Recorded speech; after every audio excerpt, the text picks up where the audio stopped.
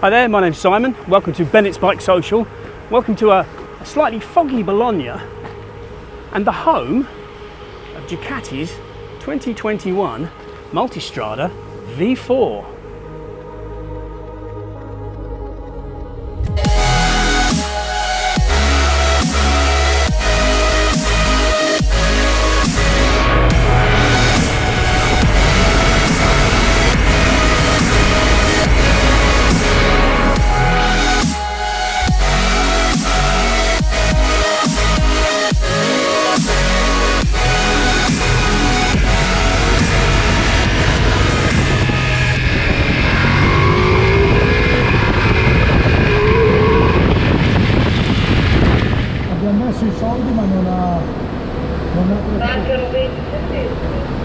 I put it in. You have more 240? Yeah, 240.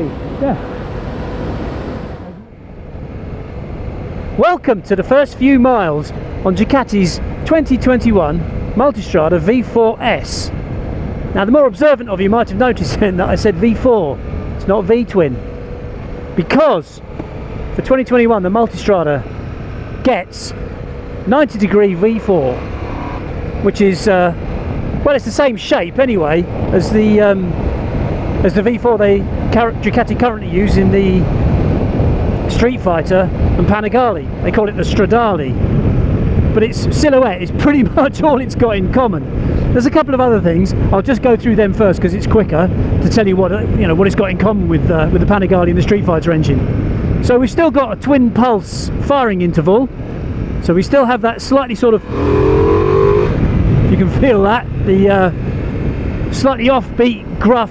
It's like a pair of V-twins firing side by side with a very short interval between them, and it's not like the sort of the low droning you get from Honda's RC30 and RC45 with their more evenly spaced firing intervals. So that's a similarity with the Panigale and the Street Fighter. It's still got the backward spinning crank, which Ducati say is good for making the steering a bit more agile, thanks to gyroscopic precession. It augments the steering instead of sort of resisting steering, and it also has a little bit of anti-wheelie in it because it's spinning backwards. What else have we got? Oh, we've still got cylinder cut as well. The rear cylinders cut out at standstill to help with a bit of heat management. But that's kind of all it's got in common, really, because after that things get very different. The first thing to mention is that the Multistrada engine is a bit bigger. It's gone up by 55cc, so it's now an 1158cc motor, but it's gone down in power. So it's Ducati claim 170 horsepower at 10,500 RPM, as opposed to the 200 odd of the Panigale Street Fighter. It's roughly the same amount of torque. It's a little bit down. Ducati claim 92 pound-foot of torque, but it's at a much lower RPM again. We're talking about 8,750 RPM for peak torque. So it's making a lot less power. It'll be quite interesting to see how Ducati have managed what essentially started out as a sports bike engine and turned it into something that's much more all-round for the Multistrada. Now, compared to the 1260 V-twin, that power is obviously considerably more. So 170 horsepower from the V4 against 158 claimed for the V-twin. To be perfectly honest, neither of them are exactly lacking in performance. But torque is about the same. In fact, it's slightly less on the V4. I think it's a little bit higher on the V-twin. But again, it's all about how that's managed with gearing, how that's managed with the engine character. It's really hard to compare sort of torque figures outright between a V-twin and a V4 because it's all about how that's managed. So what else have we got in terms of the engine? Well, I suppose the big news is the end of desmo for the Multistrada. Yes, the V4 in the Multistrada is the first big Ducati engine that hasn't been powered by a desmo valve gear since somewhere in the mid-70s. I mean, it was kind of developed by Fabio Taglioni back in the 60s, or I think it was originally invented by somebody else. I think Mercedes did it originally. And so desmo valve gears, at the time, it's always been a kind of a Ducati thing, a Ducati trademark. Oh, I think we have to turn off somewhere here. Yeah, oh, we're turning off here. All right, here we go. Let's get this right. Junction away, up here. Is that about right, Beppe? Yep, that's good. It's all right, there's a chap following me and he's telling me where to go. So, yeah, Taglioni kind of is and Ducati are famous for desmo desmo valve gear, and very sort of basic outline. It effectively closes the valves mechanically, opens mechanically, closes them mechanically. There are no valve springs. On a conventional engine, valve springs do all the returning of the valves, do the closing. And there's all kinds of pros and cons. It's always a compromise.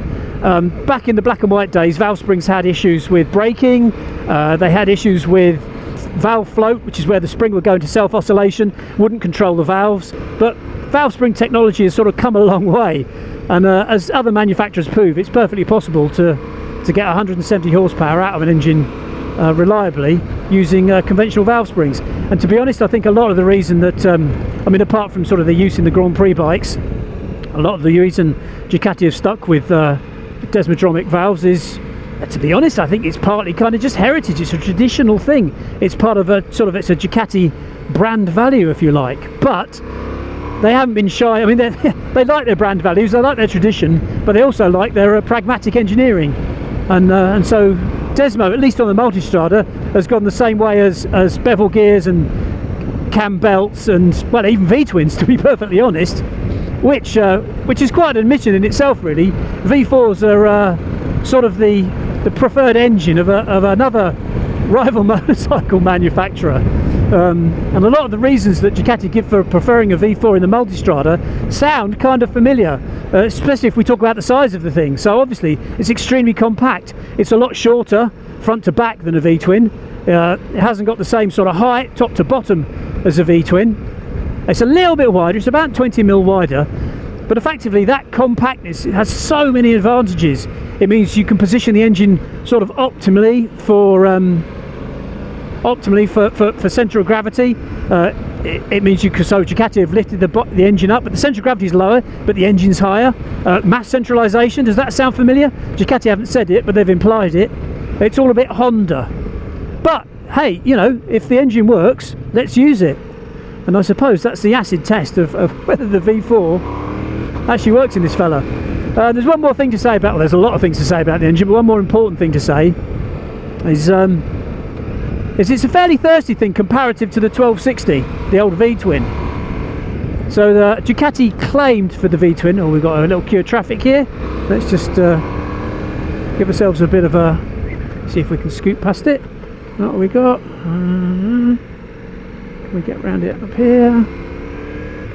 Okay, here's a bit of oh, that car's going to go as well. Go for it, mate. Tuck in. I mean, how flexible is this? This engine has just got some. Oh, it's beautiful. Let's just see if I can get past him. He's all getting a bit of a tramp on now. Are we still going the right way? I guess we are.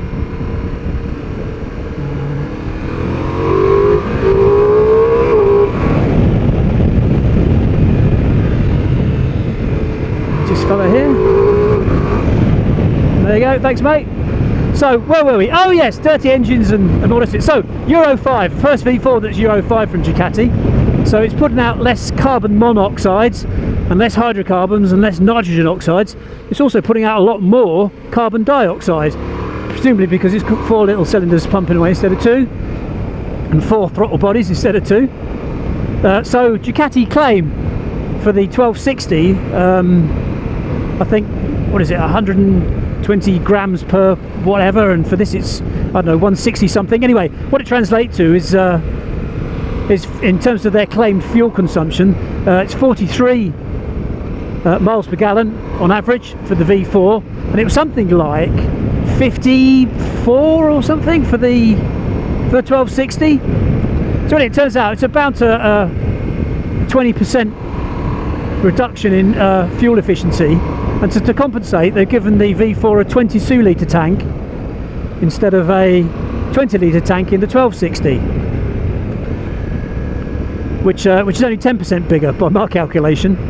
And so what it all kind of pans out to is about a 200 mile range for the V4 against a 240, 250 odd mile tank range for the 1260. So there we go. So that's the engine spec, approximately. Forgive me if I've missed anything out. And in terms of chassis spec, again, it's completely new. It's an aluminium monocoque chassis. There's no trellis going on there apart from in the subframe. And we have a double-sided swing arm. It's just about the longest swing arm you've ever seen, because now the engine is actually quite a lot shorter. We have various options for spoked wheels or cast wheels. Ducati say, they haven't said explicitly they're not going to make an enduro version, but they are implying that the 1260 is going to be a little bit like the 950, which is that pretty much you can spec it in kind of enduro spec from the factory. So you can have your spoked wheels and your knobbly Pirellis fitted by the bike, fitted on the bike at the factory. And so there we go. Yeah, that's the riding position. Ducati have stressed how much effort they've put into the... Still going the right way? Yeah. How much effort they've put into getting the ergonomics of this thing right. They spent an awful lot of time in a wind tunnel, the MotoGP wind tunnel. It's got wings which are as much for heat management as much as downforce. But it's got these little wings here, winglets here on the screen. The screen is the easiest thing. I mean, that is one finger. Oh, we've got to stop here. Presumably we're going... No, we're not going this way. We're going to go this way. Down here. Yeah, thank you, Pepe.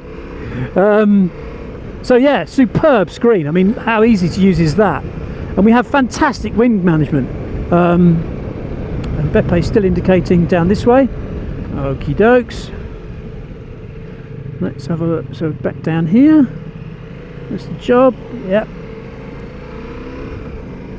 Handlebars are adjustable. You can spin them up. The levers are adjustable between off-road and on-road, so you can change the height of them. And we're still indicating, so we're going down this way. Sorry about this, people. Keeps interrupting. I think we're actually on a roundabout here. Cool. Can't talk and ride at the same time. It's like trying to chew gum and walk. A lot of time's been spent on the riding position, getting the ergonomics just right, getting the seat just right. It's actually quite firm when you first get on it, but I'm one of those people who believes a firm seat over really long distance is actually more comfortable than a soft seat, because that just compresses and kind of gives you like pressure sores. Ducati are very keen to point out the sporting aspect of this bike. They say that it's, well, they actually say they kind of hope that it's the best bike they've ever made. But sporting, you know, in terms of its steering and its agility, its overall dynamics, I mean, you know, for a bike that's got long fork travel, this active suspension is, they've got Skyhook completely sorted now. There's no second guessing it. It's just really, really good. Which leads me on to talk about the models a little bit. Sorry about the rambling. So we've got the base model V4. That's just about 50, just under 15.5 grand. That comes not with this lovely 6.5 inch dash. It comes with a 5.5 inch TFT screen, and it doesn't come with cruise control. It doesn't come with some of the special electronics, which I'll get to in a minute. So it's kind of the basic bike. Then there's the V4S, which is this fella, which comes with the full electronics package. It comes with the semi-active suspension, and also, of course, you can get it in spoked wheels as well. And then there's the sport version, which has got some cosmetic bling. It comes with a really tasty looking Akrapovic can. So there's a few other stats and bits and bobs I need to clear up. There's weight, so it's gone up a little bit. I think it's just over 240 kilos wet is what they claim for the V4S, which is sort of about 8 kilos heavier. But they've taken a kilo out of the engine's weight. They say they've taken 4 kilos out of the chassis, out of the frame's weight, which is extraordinary. So they say the extra weight comes from the fact that they've had to have 4 throttle bodies. They've needed an extra CAN bus in terms of wiring, so the wiring loom's twice as large. And then the exhaust, there's a lot more of it because you've got 4 cylinders, twin cats, the list goes on. So that's where the extra weight, they say, has come from. Some of these electronics are really special. So first of all, obviously it's got adaptive cruise control, which is a first. It's quite a simple system to operate. A couple of switches. If I turn it on, you can see just there, perhaps, I'm not sure, I'll show it properly, I think. You can set the degree, the distance to which it actually scans ahead, maximum of 160 meters, but it comes back from that. You can adjust it up and down on the handlebars. It's actually really good, because what you can do is, if you're riding in a group, you can pop your active cruise control on, and then what it does is it simply follows the bike in front. If the bike in front speeds up, you'll speed up, because you've got your cruise control set to a speed higher than his. And then if he slows down, you slow down. You effectively just maintain that gap. a lot of people I've heard saying on social media saying, I don't want adaptive cruise control, it'll take over. No, it doesn't. It's just, I don't know, I mean, it's not a great deal of effort to close the throttle, but when you're riding on the motorway and you've got cruise control switched on and you don't want to be running up the back of people, it just takes your mind off it. And the other radar it's got is at the back. It has blind spot detection, BSD, which you can't actually turn off. I think actually if you go into enduro mode it might switch it off. Cruise control, by the way, the adaptive cruise control, that's what there is. You can't turn the adaptive part off. Cruise control has adaptivity, that's what you've got. But like I said, in use it seems really useful. And the blind spot detection, it sounds like, you know, why do I need something? I've got mirrors, what do I need to tell me what's behind me? They're actually, again, it's really handy. I thought it might be annoying because if I motion to Beppe, he can come alongside me and set off these mirrors. So if I get Beppe to just come here, just ride there, and so there he goes, see? So that's Beppe behind, setting off the, thank you mate, setting off the blind spot detection. And it's a really good system. It really works really well. It just kind of, one day a car will creep up on you in the fast lane that you haven't noticed, and it'll tell you that it's there. It's just useful, and it's not intrusive, it's not annoying. Which kind of leaves us really now down to how does it perform? Well, we're not exactly setting any lap records here, but by God it feels good to use. I mean, I like V4s anyway. They're just a really nice engine to use. It's kind of got a bit of that gruffiness of a V-twin, but it hasn't got any of that lumpiness. And oh, hello, some downhill bikers there. Get on with it, fellas. It's just got such tractable mid-range. It's super. It really is one gear stuff. I mean, and you can chuck it about. I mean, it's not a heavy thing. The suspensions are phenomenal. There's no pitching or wallowing. I mean, some of these roads have got some real bumps and some real dips in them, and this is just not phased by them. There's none of that bracing for the rebound to get all wobbly and start kicking you out of a seat. It just digs in. Very, very, very impressed. I mean, God, what does it come to? Well, Ducati claimed they want it to be the best bike they've ever made. Yeah, you can ride it like this and just think, well, I can't think of anything wrong with it. What can you say? I mean, maybe the tank could do with being a little bit bigger. I don't know. If you want to do 250 miles between stops, and sometimes I do, so I'm a bit weird like that. But my God, we've got good wind management. I mean, with this screen up, one finger, you can pretty much lift the visor up and ride at 60, 70, 80 miles an hour with your visor up. It's extraordinary. It's really, really good. The thing's got USB ports. It's got a little cubby hole, if you can see that, for storing tickets and things. I mean, really, there's not an awful lot else you could add to a bike to make it any better. Which is kind of interesting, because you could kind of say the same thing about the 1260 Multistrada. It's not immediately obvious what you can do to that to make it superior, apart from put a V4 in it, which is kind of what Ducati have done. So there we go, that's a rough thumbnail sketch, slightly random, but there's so much to talk about, so much to experience. So I want to get a few more miles and get ahead of this van and talk about it a bit more after we've had a proper ride.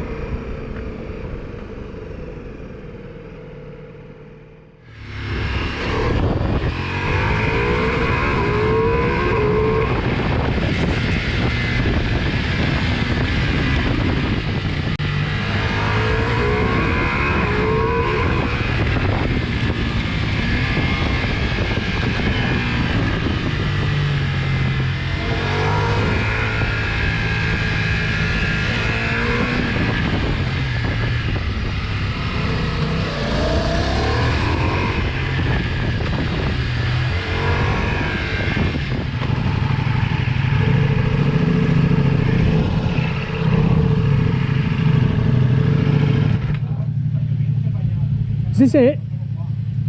Yeah, it's raining at the top, so I'm going to do the track in here. Oh, okay.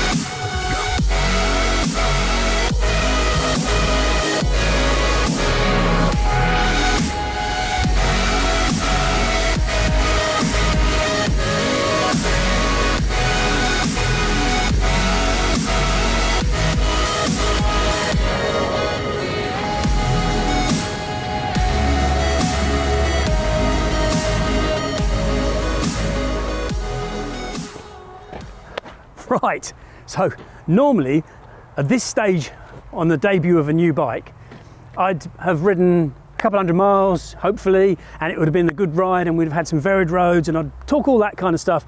And then I'd try and be slightly measured and I'd try and be enthusiastic and think of the bike in terms of people who might want to buy one. So I'm trying not to be too dismissive, but I try to be sort of reasonably cynical. Try not to let your personal feelings get in the way a little bit of your professional opinion. And so, with Ducati's Multistrada V4, I want one. I mean, I really, really want one. This is not just kind of like journalists saying, yeah, I'd really buy one with my own money. Would you, Eck? No, I really would with my own money, which would be a lot. But if I was going to retire and have one bike for life, I think Ducati have just made it. They said they wanted to build the best bike that Ducati have ever made. In my opinion, they've done it. But let me try and explain why I feel like that and try and remove some of this personal enthusiasm. So let's start with the engine. So the biggest shock with the engine is the fact that it's a V4 to start off with. It's, you know, the V-twin is so identifiable with Ducati. I know they use a V4 in the MotoGP bike. I know it's begun to filter down into the road, but really V-twins are still kind of a core of their brand essence. Not anymore. This V4, this is just astonishing. It's nothing like the Panigale or the Street Fighter engine. The fact that it's bigger and then the fact that it makes less power is really tuned it differently so that it's got so much more mid-range. To get it on a dyno, I'm not sure what it will show. Maybe it's not just something that you can see on a dyno. Maybe it's because the gearing is so well selected. The thrust at the rear wheel, it's classic V4. And if you don't know what that means, it's a really elastic, linear kind of power. It's very deceptive because initially you get on it and it doesn't do that wah screamy thing of an inline four, and it doesn't do that big of a V-twin. It's just somewhere in between. It has that charisma, especially this with its twin pulse firing order. It does feel like two little V-twins side by side. Yeah, it's got that kind of, it's just a deceptive low down pull from nowhere, and it kind of just, it's almost like his dyno curve has got a bulge in it rather than his flat or his kind of, or concave or whatever. It's just kind of got this enormous thing in the mid-range, which may just be down to thrust and gearing, but by crikey, it's so flexible, it's so smooth, but not buzzy. It's kind of got those lovely tactile vibes that just feel really, really good. So big fan of V4s anyway, so my personal feelings are getting in the way here. But for me, it's a really, really lovely engine. And they've been so cute with it because the way that it hasn't got any top end snarliness, it's really benign, but by Christ it goes. It's got some go in it. 170 horsepower is a lot. And then the rest of the bike is just as impressive. The chassis, aluminium monocoque. Again, it's kind of like, hey, what, Ducati? No trellis?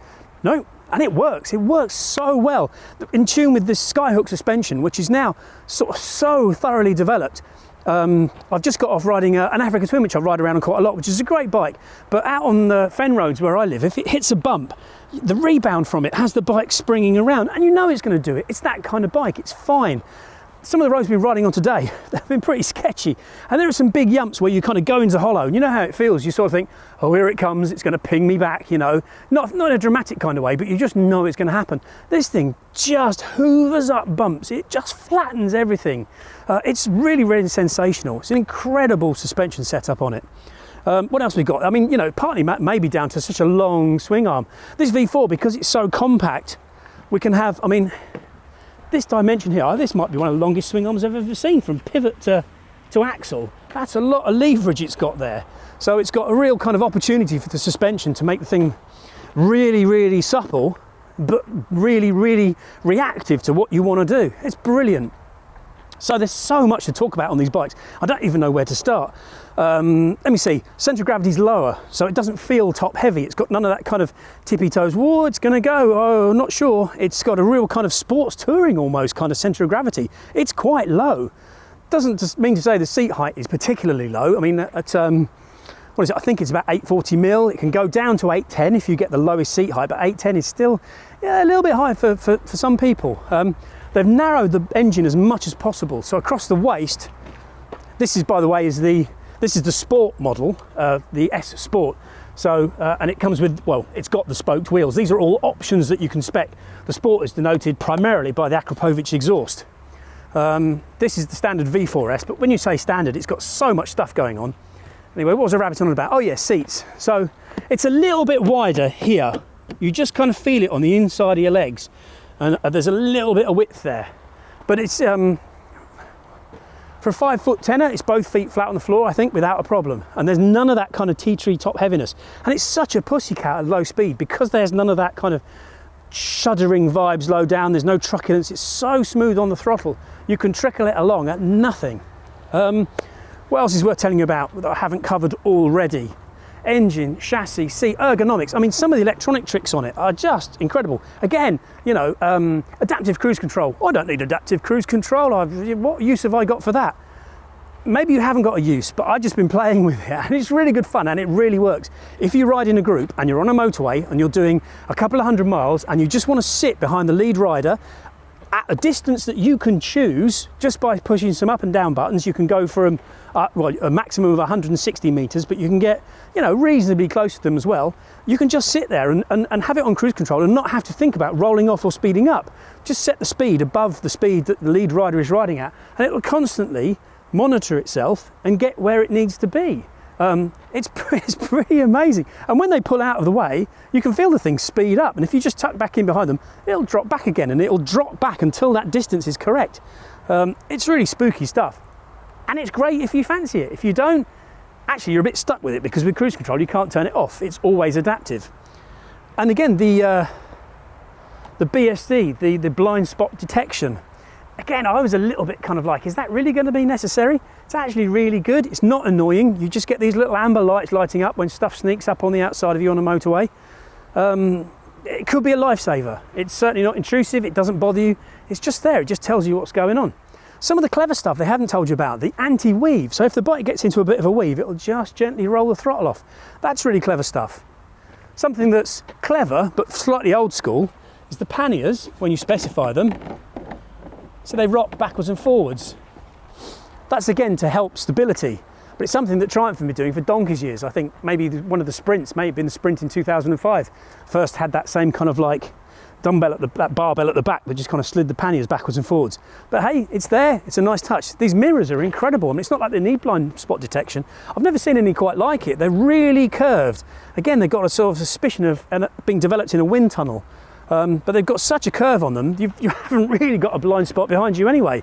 Apparently they're so shaped because, a bit like the pillion hangers, so that when you ride the bike in enduro mode and you climb up on it and you can adjust the handlebars up, you've still got room here for your arms, you've still got room here for your shins, for your calves. There's a lot that's been thought about.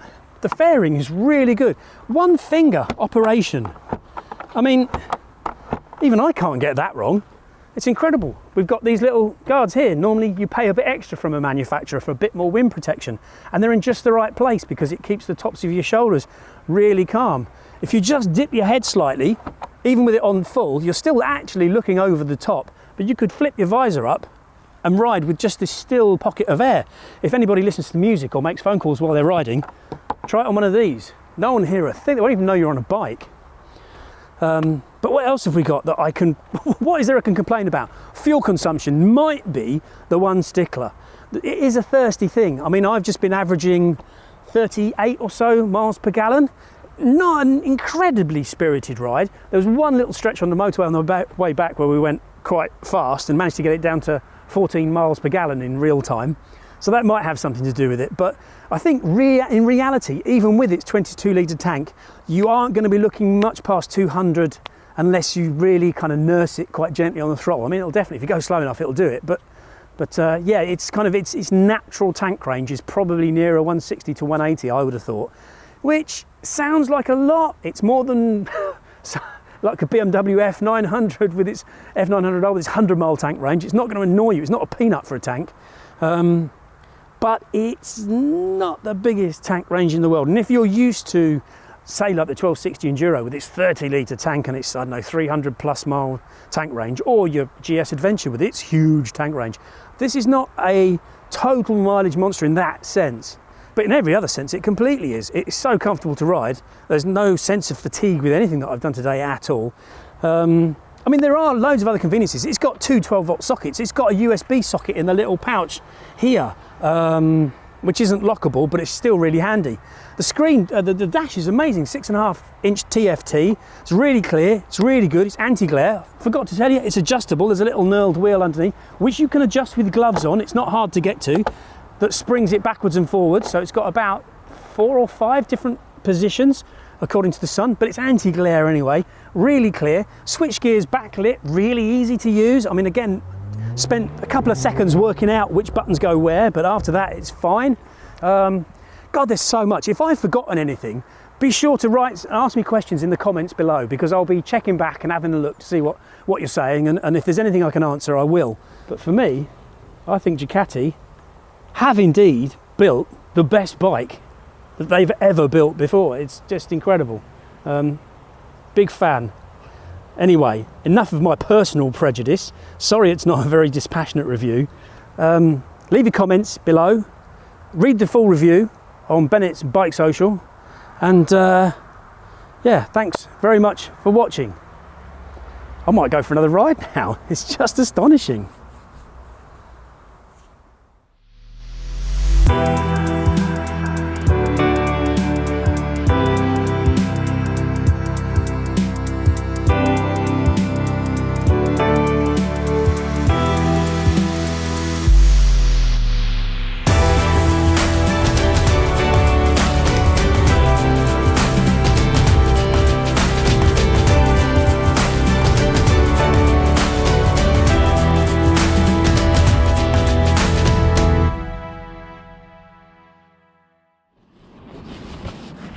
When you enter here, if you want, you can push a bit the speed here.